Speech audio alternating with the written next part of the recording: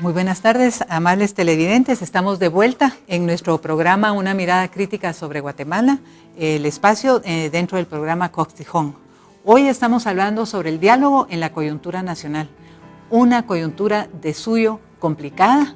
Tenemos información de último momento de que no hay quórum en el Congreso de la República para aprobar la Ley de Desarrollo Rural Integral, una ley que ha venido siendo objeto de consenso a lo largo de varios años y que estaba verdaderamente lista para ser aprobada por el Congreso de la República si estuviéramos ante un Congreso de la República sensible a las posibilidades de la democracia y a la oportunidad que una ley como esta le da al país para su cambio, su transformación, sus posibilidades de futuro. Hoy tenemos la información de que no hubo suficientes diputados para aprobar esta ley y mañana es el último día de sesiones del Congreso en el periodo ordinario de sesiones de este año y sabemos que hay 2 o 3 interpelaciones a ministros programadas para mañana, lo cual nos da la pauta para pensar que no va a ser posible la aprobación de esta ley producto del consenso y del diálogo a lo largo del tiempo. Esa coyuntura marca entonces este tercer bloque de discusión con nuestros invitados de hoy, que son Aniceto López, Marco Vinicio Cerezo Blandón y Úrsula Roldán. Eso es lo que tenemos entonces, amigos, en la mesa. Habíamos hablado también en el bloque anterior sobre algunos actores de la política nacional que tienen poder de veto. Entonces, tal vez comenzaríamos con Úrsula, que tiene una historia larga de trabajo en los temas agrarios y rurales, para ver cómo introducimos en esta discusión que hemos tenido esta información que tenemos ahora de lo que ha pasado con la ley. Bueno, en principio quiero decir que a mí no me extraña para nada el resultado, es muy coherente en función de los diputados que tenemos en el Congreso de la República. Sin duda alguna, estos partidos políticos responden a sus financistas. Yo veía muy difícil que la Ley de Desarrollo Rural pudiera ser aprobada. Estamos viendo cómo se repite el escenario que yo les marcaba al inicio, ¿verdad? Cómo se mueven los actores y a quién responden los actores y dónde el Estado está ausente y el sistema político democrático también está ausente. Yo solo quiero recordar que tuvimos un diálogo también por la ley agraria que duró 2 años y de la noche a la mañana los representantes del CACIF llegan al organismo judicial, o sea, no es solo el legislativo, al organismo judicial a interrumpir el diálogo y a decir de que el diálogo no podía ser posible, aún estando ellos presentes en esos 2 años. ¿Eso fue en la época de Berché? Eso fue en la época del gobierno de Berché. Y hubo un magistrado que se comprometió mucho con el diálogo agrario y que tenía muchas esperanzas de que la ley avanzara. Y resulta que finalmente llegan los 3 representantes del CACIF a invalidar el diálogo, ¿verdad? Y tuvo que todo el organismo judicial dejar sin efecto el diálogo. Entonces hoy lo vemos reproduciéndose en la Ley de Desarrollo Rural. Yo realmente creo que yo no justifico únicamente, o sea, no quiero decir que solo los partidos que no llegaron al hemiciclo son los responsables de este resultado. Yo creo que es todos los partidos políticos.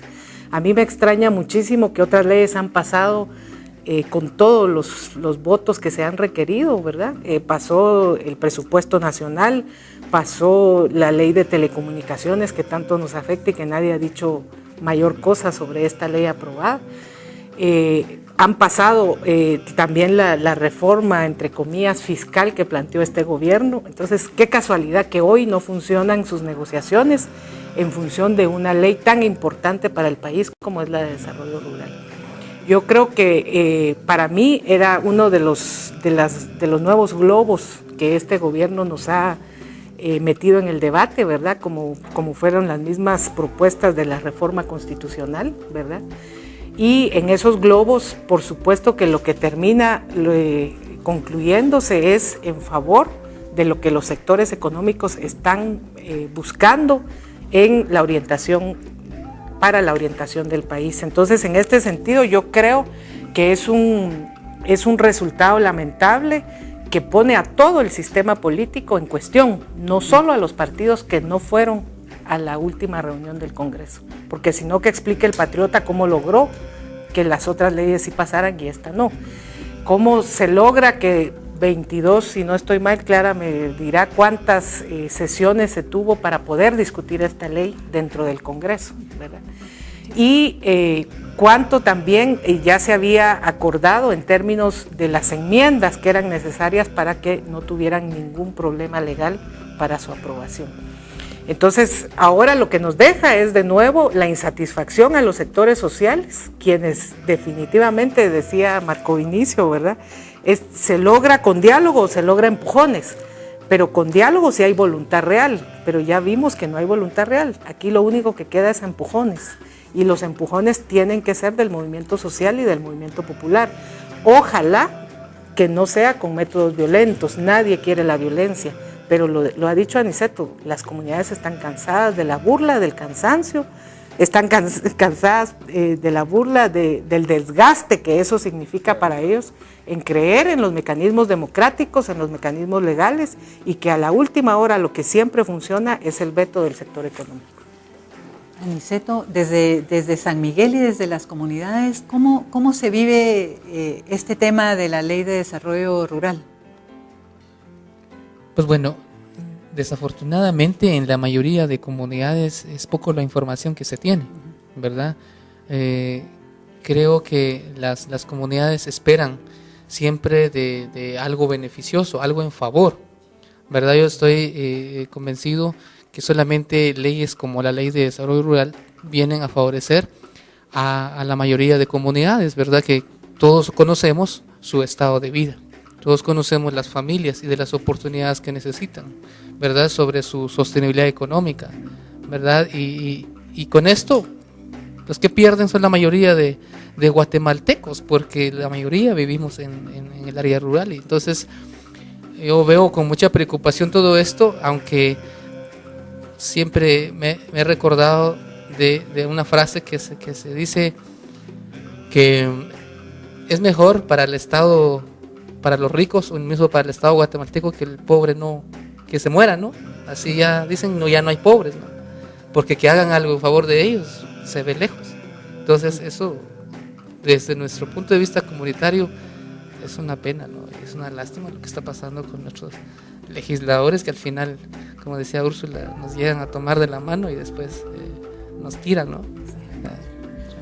Nosotros como integrantes de Azorema participamos en el diálogo para el desarrollo rural integral, ¿verdad? Impulsado desde la mesa de la ADRI, y la verdad es lo que estamos viendo es realmente triste, ¿verdad? Sin embargo, regresamos a la situación. ¿Cuál es la opción? Y la opción es más organización, más participación, más incidencia, más concientización e información hacia las comunidades y los grupos de base, más movilización social para regresar al diálogo en condiciones de mayor fuerza. Eso va a implicar también cambiar el paisaje político del país, porque el hecho es que, de nuevo, este gobierno es un gobierno de corte conservador autoritario y tenemos un Congreso dominado por diputados con esa mentalidad, entonces no debemos de sorprendernos de ello. Y lo más triste de la postergación de la Ley de Desarrollo Rural es las condiciones en que estamos en el área rural de Guatemala. Estamos analizando los datos atmosféricos y creemos que el efecto del Niño puede provocar otros 2 años de sequías.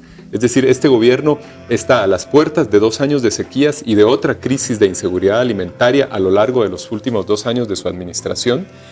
Sabemos que hay serios problemas con las dotaciones de agua en algunas regiones del país y siempre estamos enfrentados a un fenómeno meteorológico extremo, ¿verdad? Entonces, yo creo que la postergación de esta ley es simplemente condenarnos a seguir atrapados en esta dinámica de pobreza, destrucción ambiental y reducción de las opciones para el área rural guatemalteca, ¿verdad? Y también creo que hay que decirlo, aquí hay un sector que se opone al cambio y el tema de fondo es la tierra.